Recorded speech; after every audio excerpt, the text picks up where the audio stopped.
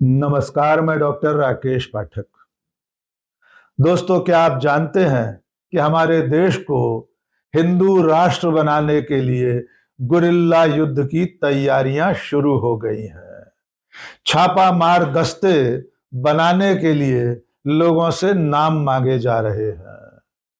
क्या आप जानते हैं कि बाकायदा कैमरे पर आकर भगवा आतंकवादी बनाने का आह्वान चल रहा है?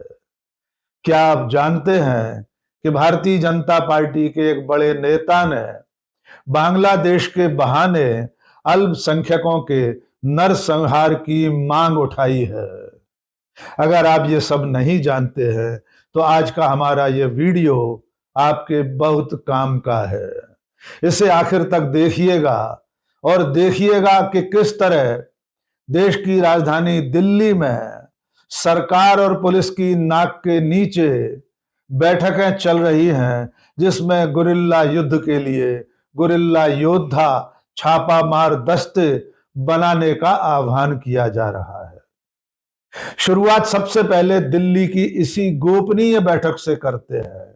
ये तथाकथित गोपनीय बैठक कुछ दिनों पहले आयोजित की गई थी, जिसमें भारतीय जनता पार्टी के भूतपूर्व विधायक गौरक्षा और हिंदुत्व के नाम पर तांडव करते रहे टी राजा सिंह मौजूद थे।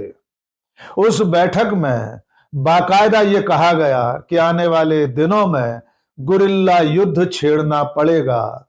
इसके लिए एक दूसरे कार्यकर्ता को जिम्मेदारी देते हुए कहा गया कि ऐसे लोगों के नाम बुलवाएं, ऐसे लोगों की सूची बनवाएं जो आने वाले दिनों में देश में गुरिल्ला युद्ध में खुद को एक योद्धा के रूप में सौंपने को तैयार हों। आइए पहले ये वीडियो देख लीजिए जो पिछले कई दिनों से सोशल मीडिया पर वायरल है। मैं यहाँ पर जितने भी जो कार्यकर्ता है, देखिए कोई बोलकर कार्यकर्ता है, हर एक को अलग अलग होता है। कुछ लोगों को एक्शन पे बिलीव होता है, कुछ लोग बोलते हैं नहीं भाई साहब मैं पेन से काम करता हूँ, कुछ लोग बोलते हैं भाई साहब मैं सोशल मीडिया के माध्यम से काम करता हूँ। होता है ना, यहाँ पर सभी ग्रुप है, एक्शन वाला भी है, पेन वाला भी है, सोशल मीडिया वाला भी है। तो जिसको यानी जो जिहादी जिस भाषा में समझना चाहता है उस भाषा में उसको समझाना बहुत जरूरी है। और मैं कुछ ऐसे भी कार्यकर्ताओं को चाहूंगा, जैसे प्रकाश जी आप ठीक है अभी तो पूरे सब लोग सुन रही है, मुझे कुछ ऐसे कार्यकर्ताओं के नेम आप दीजिए जो एकदम गुरिल्ला युद्ध की तरह पर युद्ध लड़ना चाहते हैं। जैसे ये हाथ से काम होगा ये हाथ को पता नहीं चलेगा। ऐसे कुछ सीक्रेट कार्यकर्ता जो सीक्रेटली काम कर सकते हैं, अगर ऐसे भी कार्यकर्ता कुछ है तो हमसे संपर्क करें। समझदार को इशारा काफी। तो इस बैठक में बाकायदा ये कहा गया है कि इस तरह से गोपनीय तौर पर गुरिल्ला दस्ते तैयार करना है कि एक हाथ जो काम कर रहा हो दूसरे हाथ को भी उसकी खबर न लगे। इसके लिए गाजियाबाद के किसी डॉक्टर प्रकाश को जिम्मेदारी दी गई है कि वे ऐसे लोगों की लिस्ट बनाएं जो हिंदू राष्ट्र के लिए गुरिल्ला योद्धा बनने को तैयार हों। या थोड़ा संक्षेप में यह भी जान लीजिए कि आखिर गुरिल्ला युद्ध होता क्या है। दरअसल में यह युद्ध की एक छापामार शैली है। छत्रपति शिवाजी महाराज गुरिल्ला युद्ध के ही सबसे बड़े नायक माने जाते थे।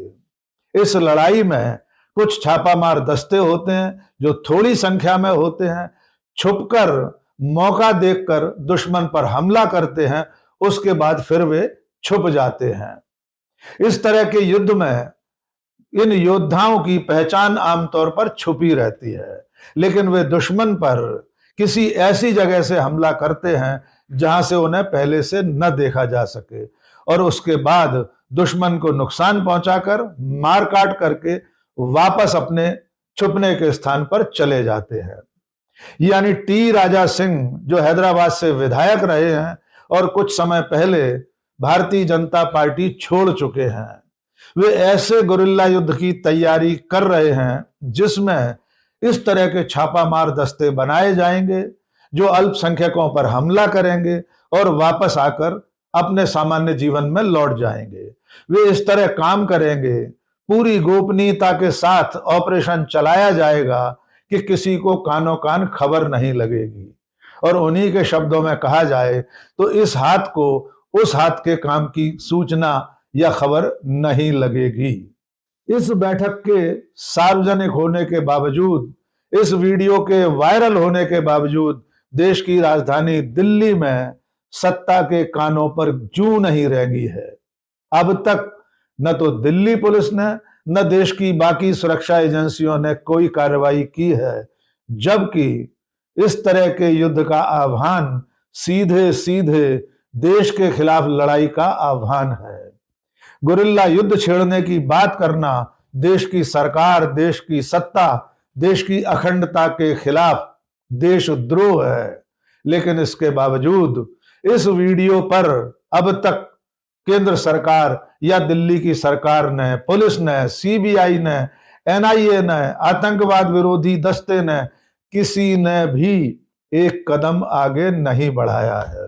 अब एक और ऐसी ही बैठक का वीडियो देख लीजिए। इसमें तथाकथित गौरक्षक और हिंदू राष्ट्र के लिए लड़ाई लड़ने वाले कुछ लोग दिखाई दे रहे हैं।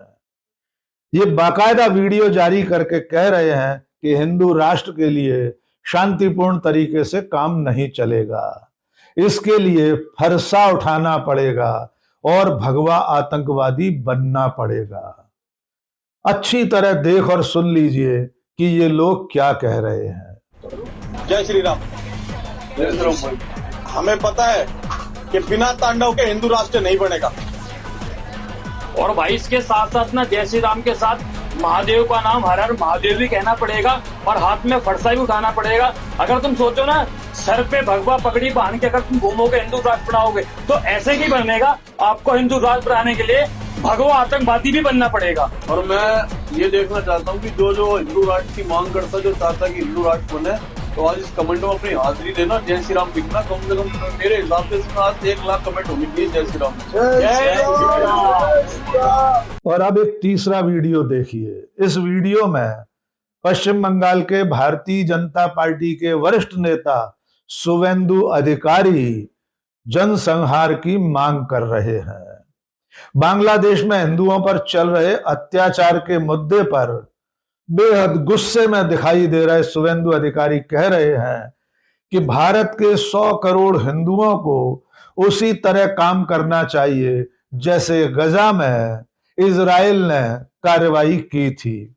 यानी जिस तरह गजा पट्टी में 2023 से अब तक 70,000 से ज्यादा लोग मारे गए हैं, इजराइल की सैन्य कार्रवाई में और दूसरे तरह से जिस तरह का नरसंहार जनसंहार हुआ है, वैसे ही जनसंहार की मांग शुवेंदु अधिकारी कर रहे हैं। यद्यपि वे बांग्लादेश के संदर्भ में बात कर रहे हैं, लेकिन उनका सीधा निशाना देश के अल्पसंख्यक भी हैं। आइए सुन लीजिए शुवेंदु अधिकारी ने क्या कहा। सबक सिखाना चाहिए। जैसे इजराइल सिखाया गाजा में, उस तरीके से हमारी भारत की 100 करोड़ हिंदू, देश का हिंदू हित में चल रहा है सरकार, सबक सिखाना चाहिए।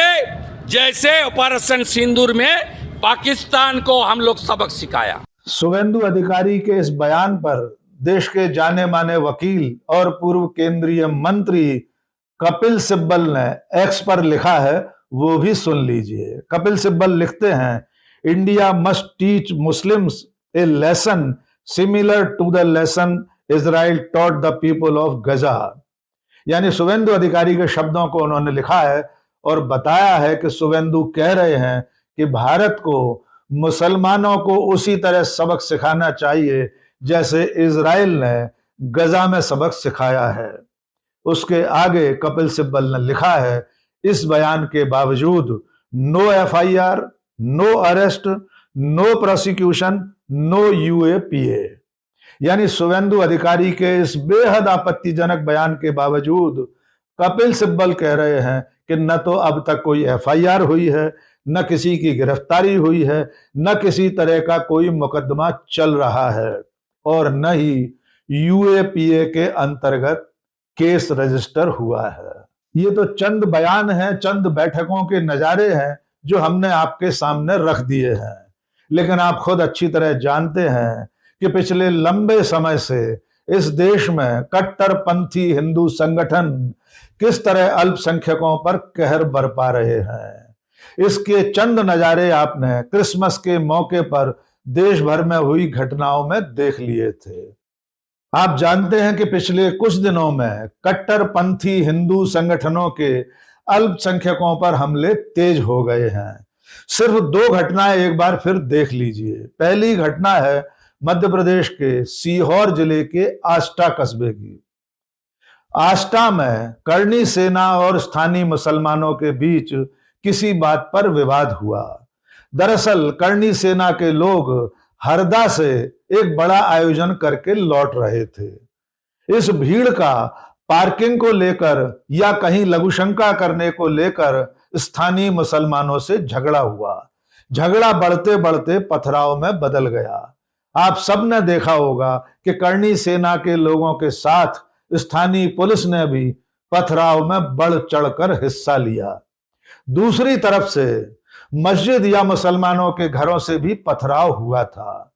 इस झगड़े के बाद करनी सेना के लोगों ने किस तरह मस्जिद गिराने और मुस्लिम आरोपियों के घर गिराने का आह्वान किया और धमकी दी, उस दृश्य को देख लीजिए।